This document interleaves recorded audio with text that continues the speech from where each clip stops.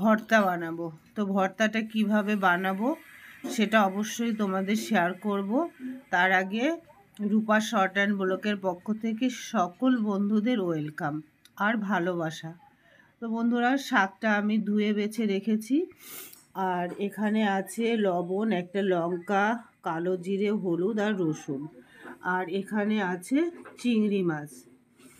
তো বন্ধুরা, এখনও চিংড়ি মাছটা ধুয়ে রাখা আছে, কিন্তু দেখো ফ্রিজ থেকে বের করা হয়েছে তো এখনও বরফ হয়েই আছে, কালকে এনেছিলাম। আর এদিকে কড়াই আমি বসিয়ে দিয়েছি, কড়াইয়ে তেল দেব। তো আমি ভর্তাটা কিভাবে বানাই বন্ধুরা, তোমরা সাথে থাকো, দেখতে থাকো, আশা করি ভালো লাগবে। একটা ভর্তা, এই ভর্তাটা এত সুন্দর লাগে, শুধু ভর্তাটা দিয়েই ভাত খাওয়া হয়ে যায়। তো তোমরা শেষ পর্যন্ত দেখতে থাকো বন্ধুরা। দেখো তেলটা গরম হয়ে গেছে, প্রথমে আমি দিয়ে দেব একটা শুকনো লঙ্কা, দিয়ে দেব রসুন। তো এটা সামান্য একটু ভেজে নেব আগে বন্ধুরা। এখানে খুন্তিটাও নেই, হাতাটা দিয়ে একটু নাড়াচাড়া করে নিচ্ছি। সামান্য একটু ভাজার পরে দিয়ে দেব, এখানে আছে কালো জিরে, হলুদ আর লবণ।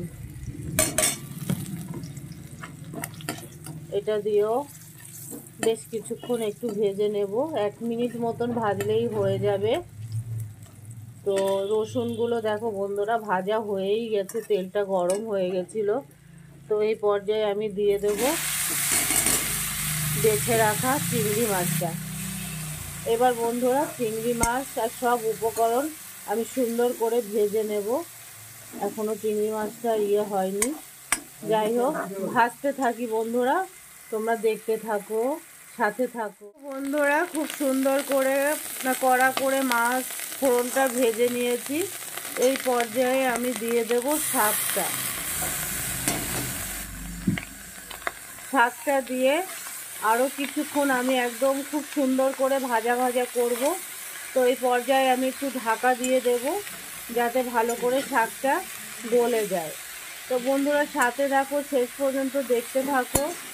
এটা কিন্তু দারুণ লাগে খেতে, বারবার বলছি।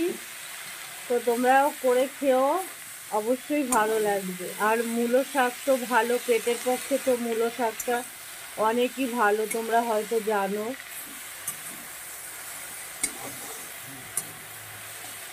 শেষ পর্যন্ত দেখো বন্ধুরা। তো লবণ হলুদ সবই তো দিয়েছি, আর মনে হয় লাগবে না লবণ হলুদ। তো এই পর্যায়ে আমি সামান্য একটু চিনি দিয়ে দেবো শুধু, আর সুন্দর করে কড়া করে ভেজে তারপরে এটা আমি শিলে বাটবো।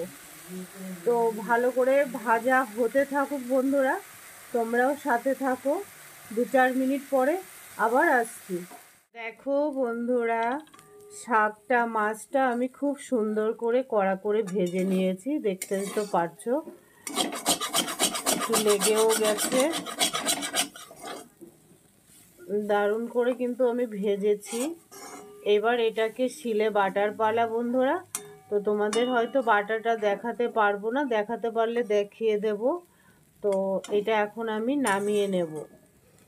তো দেখো বন্ধুরা, হ্যাঁ ভাজা হয়ে গেছে, সুন্দর করে ভাজা হয়ে গেছে। আমি প্রায় 3-4 মিনিট ঢেকে ঢেকে এটাকে ভেজেছি, শাকটা যাতে ভালো করে সেদ্ধ হয়ে যায়।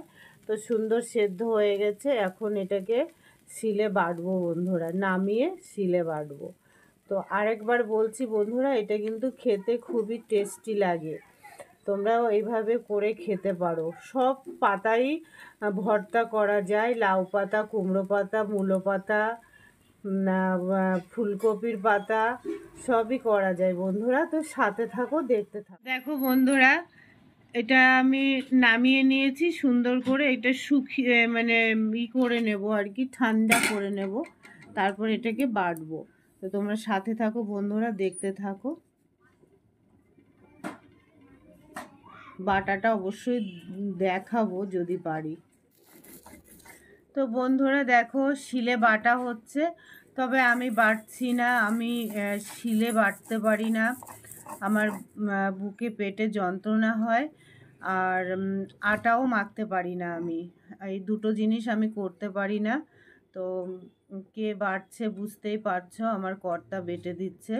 তবে এটা আরেকবার বাটতে হবে কিন্তু অসীম, হয়নি এখনো। তো শিলে বেটে খাওয়াটা বেশি টেস্টি হয়। মিক্সি আছে, মিক্সিতে বাটলাম না। তো বন্ধুরা কেমন হচ্ছে জানিও কিন্তু। তো পুরো বাটাটা হয়ে গেলে তোমাদের দেখাবো। দেখো কত সুন্দর বেটা ছেলে মানুষ বেটে দিচ্ছে আমাকে, দেখেছো বন্ধুরা কত গুণ কর্তার। দেখো বন্ধুরা, ভর্তা আমার রেডি, কত সুন্দর করে বেটেছে দেখো বন্ধুরা।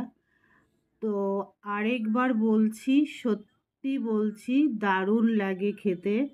এটা তোমরা যদি বানিয়ে খাও, খেতে পারো বন্ধুরা। তো কেমন লাগলো তোমাদের অবশ্যই জানিও। মূলো শাকের ভর্তা চিংড়ি মাছ দিয়ে। তো আমি এইভাবে প্রায়ই অনেক কিছুর ভর্তা আমি বানাই। তো তোমরা হয়তো দেখেছো, ভর্তা জিনিসটা আমার খেতে খুবই ভালো লাগে। আর মুখে যদি রুচি না থাকে, সত্যি এরকম একটা ভর্তা থাকলে কিছুটা হলেও ভাত খাওয়া যায়। তো আর ভিডিওটা বাড়াবো না। শুভ দুপুর বন্ধুরা, ভালো থেকো, সুস্থ থেকো। আর আমার ছোট্ট ছোট্ট ভিডিও তোমরা দেখো, কেউ টেনে দেখো না। আর কি বলবো, এখানে আমার ভিডিওটা সমাপ্ত করছি বন্ধুরা। Bye, tata.